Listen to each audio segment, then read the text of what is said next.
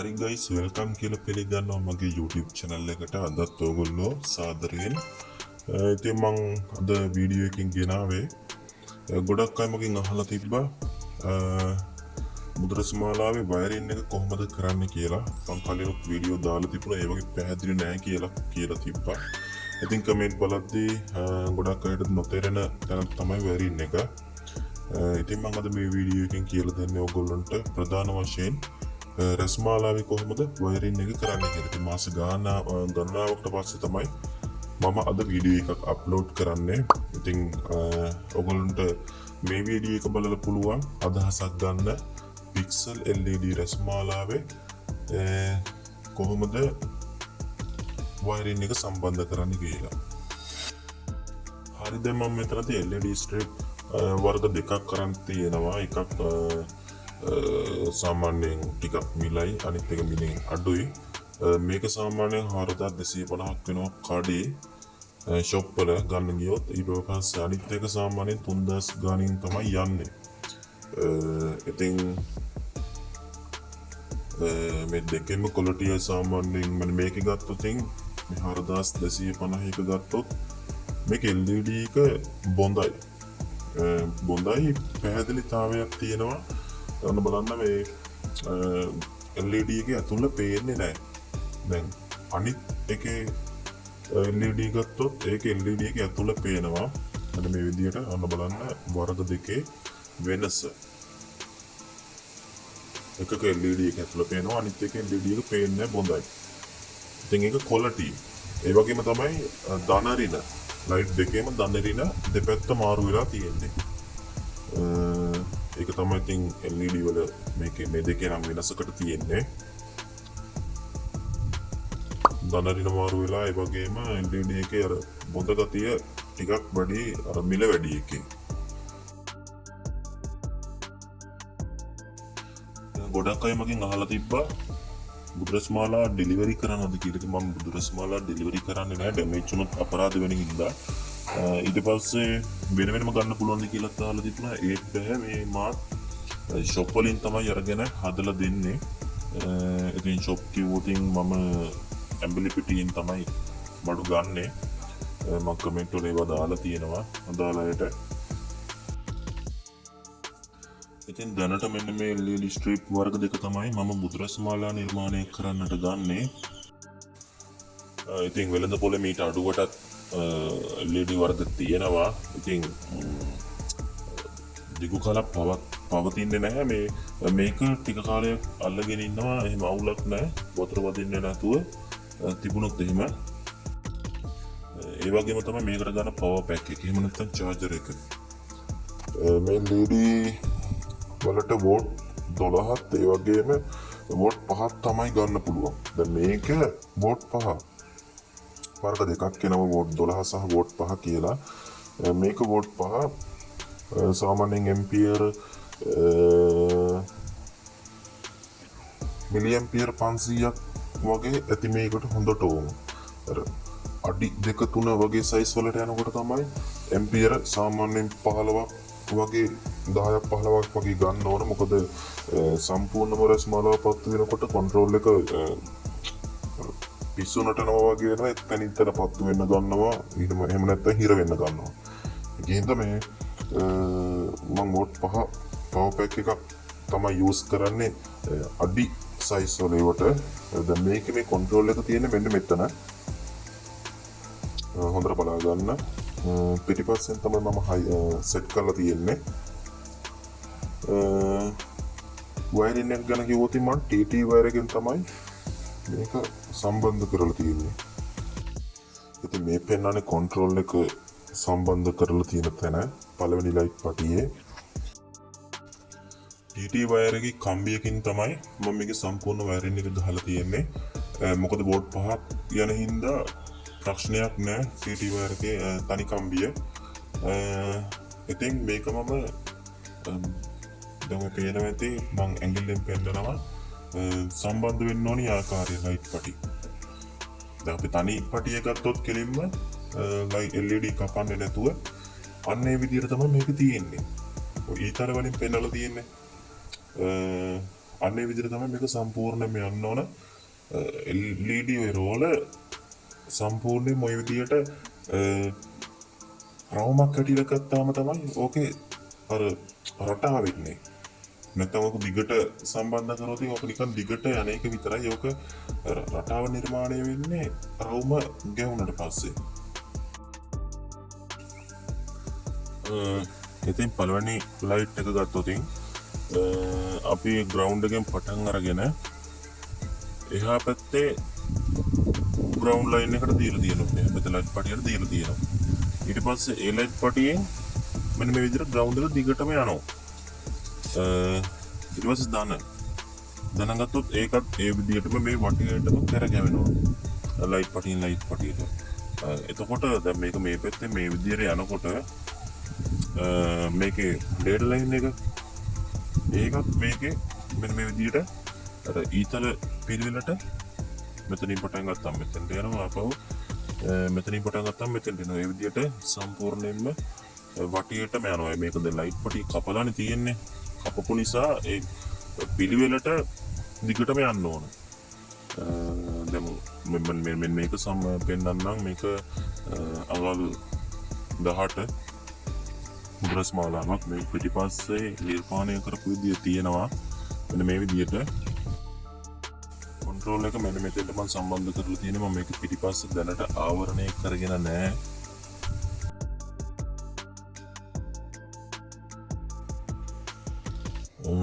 ඉතින් කන්ට්‍රෝල් එක මම මෙතෙන්ට සම්බන්ධ කරලා තියෙන පළවෙනි ලයිට් පටියේ. ඉතින් පොඩ්ඩක් වීඩියෝ එක දික් වේවි. ඔයගොල්ලන්ට මේක පැහැදිලිව කියලා දෙන්න ඕනේ හින්දා ඉතින් මේ විදිහට පළවෙනි ලයිට් පටිය ඉතාලියේ තියෙන දිශාවට දිගට අරගෙන යනවා. මේකේ ලයිට් 8ක් තියෙනවා. මේ ලයිට් 8න් 1 2යි 3යි 4යි මෙන්න මේ විදිහට දෙකට බෙදලා දෙපැත්තෙම දෙකට බෙදලා ධන ඉරිනයි සම්බන්ධ කරන්න පුළුවන් නම් ලයිට් එකට ලයිට් අඩු නොවී පත්තු වෙනවා. ඒ කියන්නේ ගොඩක් කරන්ට් එක යද්දී ලයිට් වල එළිය අඩු වෙන්න පුළුවන්. ඉතින් හොඳට බලාගෙන ග්‍රවුන්ඩ් එකෙන් මම අනිත් පැත්තේ ලයිට් එකේ ග්‍රවුන්ඩ් එකට දීලා තියෙනවා. එතකොට ඒක අනිත් පැත්ත ගත්තාම මේක මහපු විදියකට යන්නේ. ඒ කියන්නේ මහලා තියෙන වගේ මේ පැත්තෙන් මේ ඉස්සරහින් පෙන්වුවා වගේ මේකත් එක්ක අපි ගරන් බලමු. දැන් මේක ඉස්සරහා ග්‍රවුන්ඩ් එක. ඒ කියන්නේ තනි කම්බියෙන් යන එක වයරින් එකේ තනි කම්බියෙන් යන එක. ග්‍රවුන්ඩ් එක මෙන්න මේ විදිහට ඔය පේනවා ඇති. ඉස්සරහින් පේන්නම තියෙනවා. ඔන්න බලන්න. ඉස්සරහින් මෙන්න මේ විදිහට මෙතන මීටර නෑ චුට්ටක් මට මේ ටික තියාගන්න පොඩි බෝඩ් මේ ටීපෝ එකක් තියෙන්නේ. දැන් මෙන්න මේ පේන කම්බිය තියෙන්නේ. මේක මෙතනින් අනිත් පැත්තට පනිනවා මෙන්න මේ විදිහට. ඊට පස්සේ එතනින් සිදුරක් විදලා අනිත් ලයිට් පටියට යන්නේ එහා පැත්තෙන්. මෙන්න මෙතනින්. මෙන්න මේ පැත්තෙන්. මේ පේනවනේ. මෙන්න මේ කියපු විදිහට තමයි ඉස්සෙල්ලා සිදුරු විදගෙන ඉන්න ඕන. ඊට පස්සේ මෙන්න මේ විදිහට කම්බිය දාගෙන පස්සේ බවුට් කරගන්න පුළුවන්. මෙන්න මෙතනින් මෙන්න මේ ටික තියෙන්නේ මේක පිටිපස්සේ. ඔන්න දැක්කනේ. දැන් මේ ලයින් එක තියෙන්නේ උඩින්. මේ තියෙන්නේ ඔන්නේ විදිහට උඩින් තියෙන දැන් මම මේ දෙකක් අරගෙන තියෙන්නේ මේ මෙතන ඉඩ මදි නිසා දැන් මේ ලයින් එක උඩින් තියෙනවා. ඊට පස්සේ මෙතන ලයින් එක එහා පැත්තේ ඒක තමයි අර එහා පැත්තේ යටින් තියෙන්නේ. මෙන්න මේක. මෙතන ලයින් එක තමයි මේ තියෙන්නේ. ඉතින් කියපු විදිහට ඒක තේරෙන්නේ නැති. ඒ විදිහට තමයි මම මේක සම්පූර්ණයෙන්ම අර ඒ විදිහට යන්නේ. දැන් මේක මේ උඩින් තියාගන්නත් බෑනේ. උඩින් තියුවොතින් අනිත් තැන් වල ගෑවිලා ෂෝට් වෙන්න පුළුවන්. දැන් මෙන්න මේ විදිහට මේකත් යන්නේ එහා පැත්තෙන්. මම මෙතනින් දැන් එහා පැත්තට පනින්නේ මෙන්න මේ පැනල තියෙන්නේ. බලා ගන්න. මෙන්න මේ පැනල තියෙන්නේ ඩේටා ලයින් එක. ඒක පනින්නේ පිටිපස්සේ. ඉස්සරහින් කරන්න පුළුවන් ඒක අර කැත නිසා තමයි පිටිපස්සෙන් කරලා තියෙන්නේ. ඊට පස්සේ දැන් මේක ඩේටා ලයින් එක. දැන් ඒකෙම අනිත් පැත්තට පණින එක තියෙන්නේ මෙන්න මේ කෙලින් මෙන්න මේක ඔන්න විදිහට වොන් බලා ගන්න. දැන් මෙන්න මේ පැත්ත අපි ගමුකෝ. පළවෙනි ලයිට් පටිය දැන් මෙන්න මේ විදිහට පළවෙනි ලයිට් පටිය යනවා මෙතෙන්ට. ඒක ආපහු කෙලින්ම මෙන්න මේ විදිහට දෙවෙනි ලයිට් පටියේ මෙන්න මේ විදිහට යනවා. ආපහු තුන්වෙනි ලයිට් පටිය 14 වෙනි ලයිට් පටිය යනවා. ඒ විදිහට පිළිවෙලින් පිළිවෙලට ගිහින් තියෙනවා පිටිපස්සෙන් තමයි සම්පූර්ණයෙන්ම ඩේටා ලයින් එක ගිහින් තියෙන්නේ. අර ධනයි ඍණයි සම්බන්ධ කරලා තියෙන්නේ. ඒක අර ලේසි හින්දා සිදුරු ටික විදගෙන පිළිවෙලට කම්බිය දාගෙන යන්න තමයි තියෙන්නේ.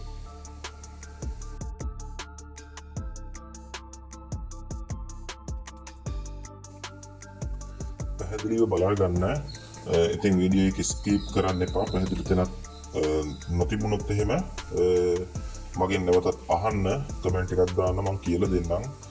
සමහරු නම් කෝල් කරලා අහනවා මගේ නම්බර් එක තියෙන නිසා. ඉතින් මම ඒගොල්ලන්ට පැහැදිලිව කියලා දෙනවා මේක කොහොමද කරන්නේ කියලා. ඉතින් ඔයගොල්ලෝ නිවැරදිව බලා ගන්න. වීඩියෝ එකේ තියෙන විදිහට කරලා බලන්න. වර්ධින එකක් නැහැ. මේ විදිහටම කරලා බලන්න. අවුලක් යන එකක් නැහැ. මාත් මේ විදිහට තමයි කරන්නේ. ඉතින් අමතක කරන්න එපා පළවෙනි ලයිට් පටිය නම් අන්තිම ලයිට් පටියටත් මෙන්න මේ විදිහට ධන ඍණ සම්බන්ධ කරන මම ඒකත් කම්බියෙන්ම තමයි සම්බන්ධ කරලා තියෙන TT වයර් එකේ කම්බියකින්. මොකද ලයිට් වල එළිය වැඩි වෙනකොට කරන්ට් එක අඩු වෙන්න පුළුවන්. ඒකින්ද ඒකත් ඒ විදිහට සම්බන්ධ කරගන්න. ඉතින් ලොකු කන්ට්‍රෝලර් වල මෙන්න මේ විදිහට ස්පීඩ් මෙනු එකක් තියෙනවා. මේක කරකවල අපිට ස්පීඩ් එක වෙනස් කරගන්න පුළුවන්. පොඩි අයිටම් වල නෑ ලොකු වල විතරයි සාමාන්‍යයෙන් අඟල් 15 18 ඊට පස්සේ අඩි ගානක් තියෙන වගේ එක එනවා. මේ අඟල් 10 තියෙන මේකට කන්ට්‍රෝල් එකේ එහෙම ස්පීඩ් මෙනු එකක් ඇවිල්ලා නැහැ. වටේට මම කළු පාට ටේප් එකකින් තමයි මේක ආවරණය කරලා තියෙන්නේ. මම මේක බෝඩ් එකට අරගෙන තියෙන්නේ සුදු පාට ෆෝම් බෝඩ් එකක් කියන එක. ඔයගොල්ලන්ට නැත්නම් ෆෝම් බෝඩ් ගන්නත් පුළුවන් හાર્ඩ්වෙයාර් වල.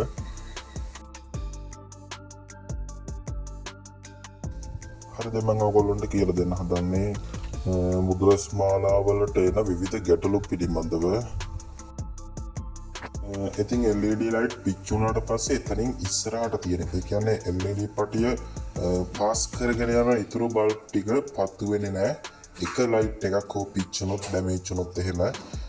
ඉතින් අපි ඒක හොයාගන්නේ කොහොමද කියලා බලමු. සමහර මුද්‍රස් මාලාවල තියෙන පළවෙනි ලයිට් පටිය විතරක් වැඩ කරලා ඉතුරු ලයිට් ටික වැඩ කරන්නේ නැති ඒවා. එතකොට මෙන්න මේ පළවෙනි ලයිට් පටිය සහ දෙවෙනි ලයිට් පටියේ විවිධ ගැටලු එන්න පුළුවන්. ඒ දෙක විතරක් පත්තු වෙලා අනිත් ටික පත්තු වෙන්නේ නැති වෙන්න පුළුවන්. ඒවා ගොඩක් රස් මාලාවල තියෙන ගැටලුවක්. ඒ වගේම තමයි සමහර අවස්ථාවල රස් මාලාවේ මුල් පැත්තේ ඉඳන් ඒ කියන්නේ කන්ට්‍රෝල් එක සවි කරලා තියෙන පැත්තේ ඉඳන් මැද හරියක් වෙනකන් වැඩ කරලා ඉතුරු ලයිට් පටි ටික වැඩ කරන්නේ නැති අවස්ථාවක් තියෙනවා. ඒ වගේම තමයි තවත් අවස්ථාවලදී රස් මාලාව වැඩ කරද්දී මැද හරියෙන් හෝ අගිස්සෙන් LED පටියක් හෝ දෙක තුනක් වැඩ කරන්නේ නැති අවස්ථා. ඒ කියන්නේ අනිත් LED පටි ටික වැඩ කරනවා ඒ දෙක තුන විතරක් හරියට වැඩ කරන්නේ නැති අවස්ථාවක් තියෙනවා. හරිද මම ඔයගොල්ලන්ට දල සටහනකින් ඇඳලා පෙන්නන්නම් කොහොමද මේක කරන්න කියලා. මම දැන් හදන්නේ ඔයගොල්ලන්ට දල සටහනකින් ඇඳලා පෙන්නන්න මුද්‍රස් මාලාව ලයිට් පිච් උනොත් එහෙම ඒකට කරන්න ඕනි පිළියම් මොනවද කියලා. ඒක හදා ගන්න ඕනි ක්‍රමය පිළිබඳ දැන් මෙන්න මේ විදිහට මුල් පාට දෙකේ LED ලයිට් පාට දෙක මම මෙන්න මේ විදිහට ඇඳ ගන්නවා. මෙතනින් එහාට ලයිට් පාට ටික තියෙනවා. මම ඒක ඇඳ ගන්න නැහැ. සරලව කිව්වොත් මෙන්න මෙතෙන්ට තමයි කන්ට්‍රෝලර් එක සෙට් සවි කරන්නේ. කන්ට්‍රෝල් එක මෙන්න මෙතන සම්බන්ධ කරනවා.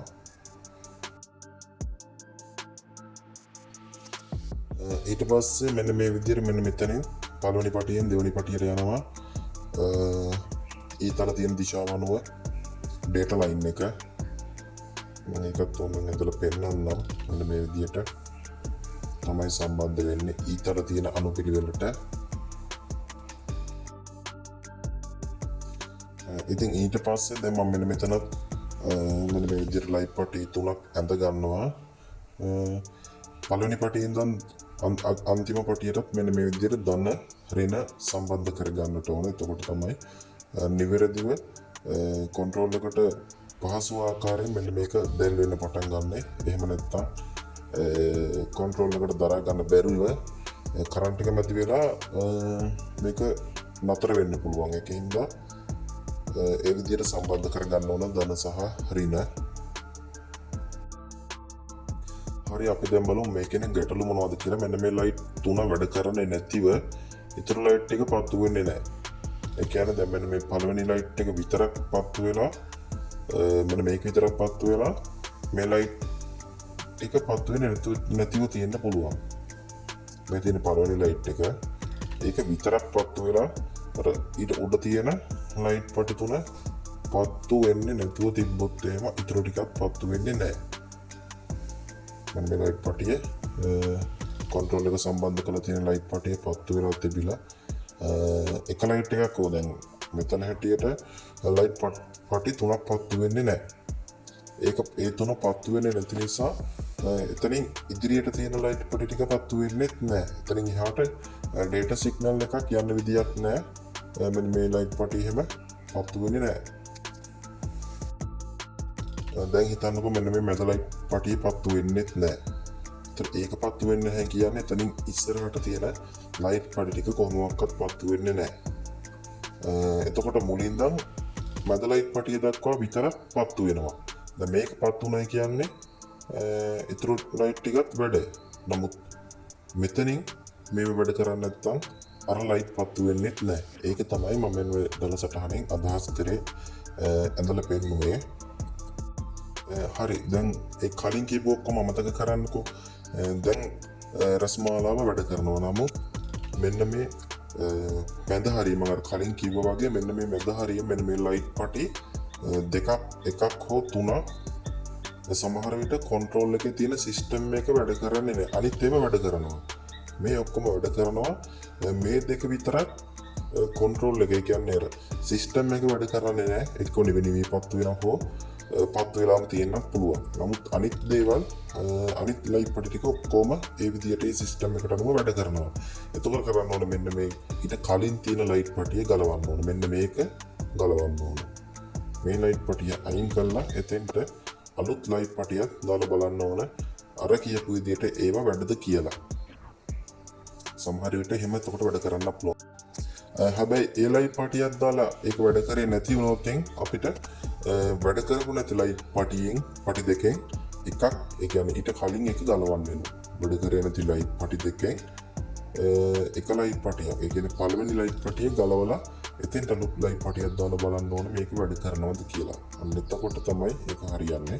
එතකොට මතක තියාගන්න ඕනේ මේ බුදුරස් මාලාවලට එන ප්‍රෝග්‍රෑම් සර්කිට් ටික වෝල්ට් 5 ඊට වඩා දුන්නොත් එහෙම ප්‍රෝග්‍රෑම් සර්කිට් එක හෝ බල්බ් ටික පිච්චිලා යන්න පුළුවන්. එතකොට මේකටම 3.0 ගානක් තමයි මේ සම්පූර්ණම ලයිට් ටික පත්තු වෙනකොට චාර්ජරේ ඒ වෝල්ට් 5 චාර්ජරේ පුල් කැපැසිටි එක වෝල්ට් 3කට වගේ ආසන්න වෝල්ට් තව එක බහිනවා. එතකොට මේක එතකොට අපිට LED හිතන්නකො දැන් අඩි ගණන් වල තියෙන ඒවා දැන් මේක සාමාන්‍යයෙන් අඟල් 10 12 15 18 තියෙනවානේ. එහෙම නැතුව අඩි ගණන් වල තියෙන බුදුරස් මාලාවලට මේ වෝල්ට් 5 චාර්ජර් හරියන්නේ නැහැ. දැන් සාමාන්‍යයෙන් මේ වගේ ඇම්පියර් එකක් ඇති